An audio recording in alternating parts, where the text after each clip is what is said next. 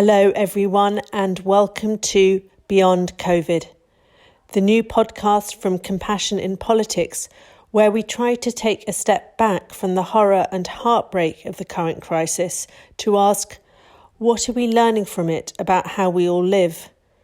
Can we build back better after the crisis? And what opportunities does it provide to do things differently? My name is Jennifer Nadel, and my co-host is Matt Hawkins, and today we are utterly delighted to be joined on the show by Professor Alice Roberts. Alice is an author and broadcaster, Professor of Public Engagement in Science at the University of Birmingham, and President of Humanists UK. You may well have caught her on any number of shows, including Coast, The Celts, Food Detectivists, and Digging for Britain. Welcome to the show, Alice. Thank you very much. How are you managing during the lockdown? Well, I had a series to film when the lockdown happened. So I was in the middle of filming Historic Towns with Channel 4, and we'd done 2 shoots out of 7.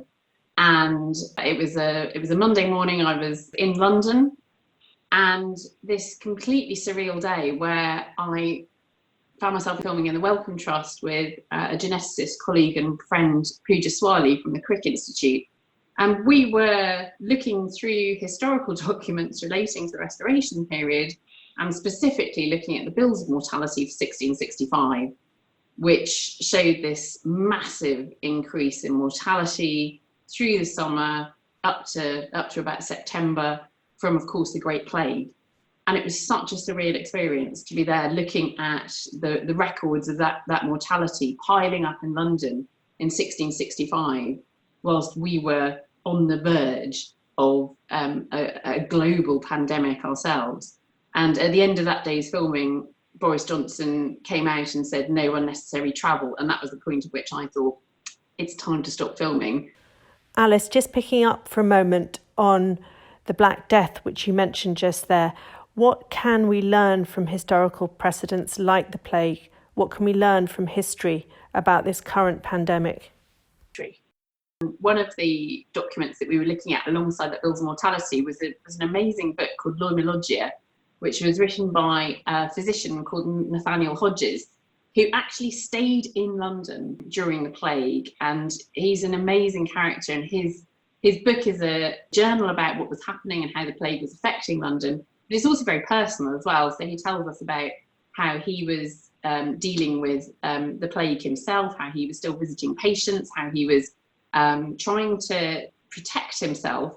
And when he develops symptoms, he puts himself into isolation, he quarantines himself, and then recovers and then goes back out again. So absolutely fascinating to have that personal link to somebody who's experiencing something which is, quite similar actually to what our frontline NHS professionals are experiencing at the moment.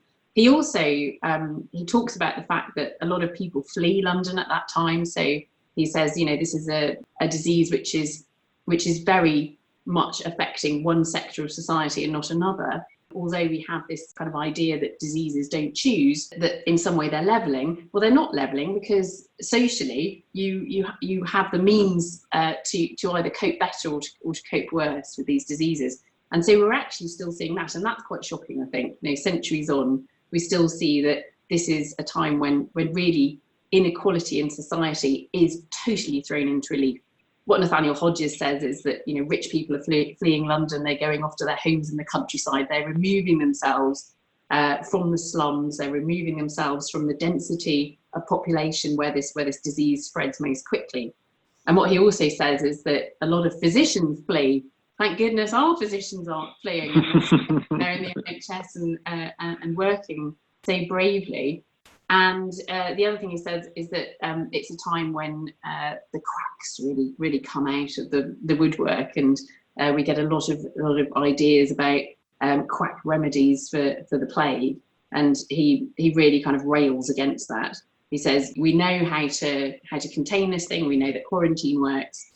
We know that all these quack remedies don't help at all. And I was a bit dismayed yesterday to see that I think homeopathy for coronavirus was a hashtag. There are people trying to use homeopathy to fight a viral infection. Well, we know homeopathy doesn't work for anything. It's not going to work for coronavirus. How do you think the role of science in tackling a health crisis like this has shifted over time? We're in a time where actually, although we worry about trust in experts, and we've had a few wobbles over recent years about whether science and scientists are trusted, politicians, importantly, when they're determining policy, are working with experts and are working with scientists, with epidemiologists, with statisticians. And of course, what this is all about is trying to predict the future. So, we see that in the past. If we reach back into the dim, distant past and look at how people coped with crises in the past, you see leaders turning to anybody who can claim to predict the future. Well, now we have prophets who actually have a reasonable chance of predicting the future, not only predicting the future, but telling us what the future will look like, depending on how we behave in the present. I think that what this crisis is showing is that at these times, we absolutely need to be evidence-based and driven by science. And I think that is happening. Given that need to be evidence and science-based in the approach we take, is there anything in the way the current crisis is being handled now that you're frustrated about or upset about? I am upset by the fact that there are so many people in the NHS who are treating patients with inadequate levels of personal protective equipment. They are putting themselves in danger every time they see a COVID-19 patient. I know, now we're racing to try to make sure that they are adequately protected, but I think that we should have had we should have started earlier, and we should have made sure that those protection measures were available sooner. And similarly, I think with ventilators, we should have acted much more quickly. We knew this was coming. As soon as we started to hear reports of it in China, we're totally globalized. It's coming. That's the point at which you start saying to manufacturers, surely shift what you're doing, start building ventilators. You sometimes hear it said that human nature is inherently greedy and selfish. Do you think that in communities' response to COVID-19, we're actually seeing a very powerful argument against that? I think when you're faced with a crisis like this, when you are genuinely afraid and with good reason, it really brings home what the important things are. Our own health and looking after ourselves and surviving, but also those around us. And I think that the main worry for me has been worrying about my children.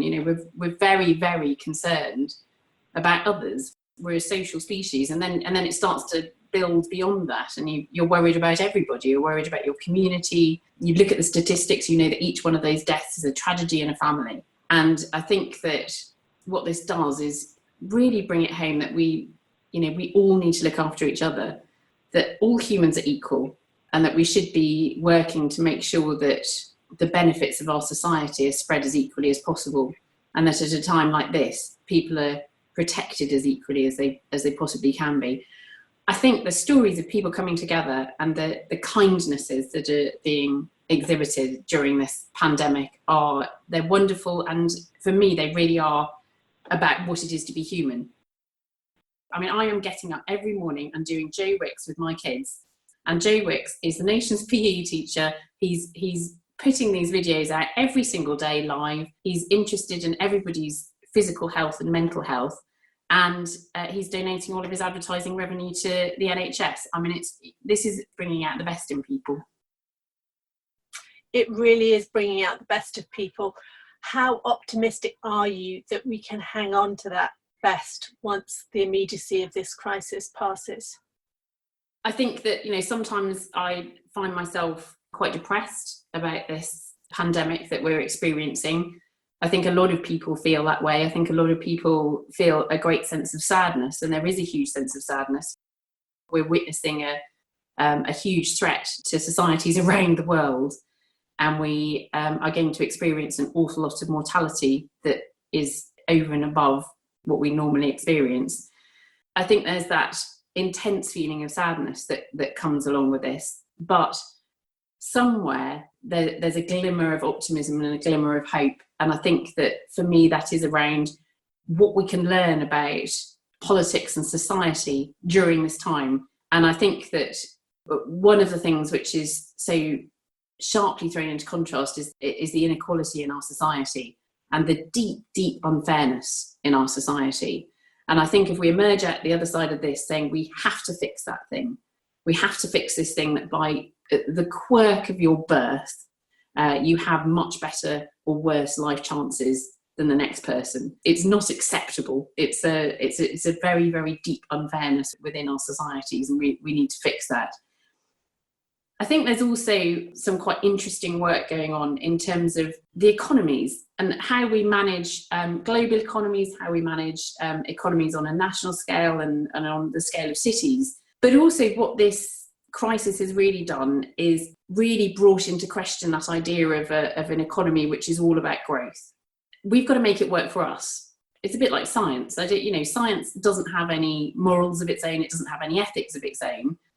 So we must use science as a tool to look after people. That's what we're interested in at the end of the day. And in the same way, we must use the economy as a tool to look after people. And so I've been really interested in emerging models of economies which are not just all about growth, but which are, you say, well, what do you want out of this? What are your aims? What should we be doing in a society? How should we be making our money work for us? And one of those is donut economics, which I've just come across very recently. Kate Rayworth and an economist at Oxford have been working on this from a policy perspective, and are now very practically working with Amsterdam to try and put this into practice. And this idea of donut economics, which is about, well, first of all, looking at what you want for society. You want each individual human to have certain things, and those things are universally agreed upon. This is what the UN, what the World Health Organization, and what any reasonable person would say are necessary for human thriving. So a home, access to food, access to education, all of those things which seem very basic, but even in some of our most developed countries, they're not universally obtainable, or they're not obtainable in a very equal way. So first of all, you pull people out of the hole in the middle of the donut. It's one of those donuts, not one with jam in, into the economy where they're being looked after. But then also you've got to contain the economic pressure on the environment. So the outside of the donut where the sprinkles are is the ecological envelope. It's how far we can push the economy. And for me, this seems like it seems so idealistic, but the fact that we've got economists working with policymakers, working with cities now to try to put this into practice. I mean, if that works, that's an amazing model of how to look after people and look after the planet and people.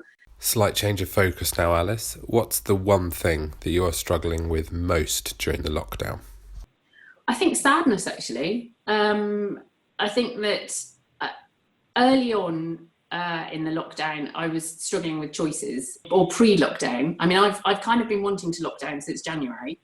And, you kind of think, well, if we stop moving around, this won't be so bad. And I think in the weeks just before the lockdown, I had a lot of anxiety about decisions about, going to work, being in contact with people.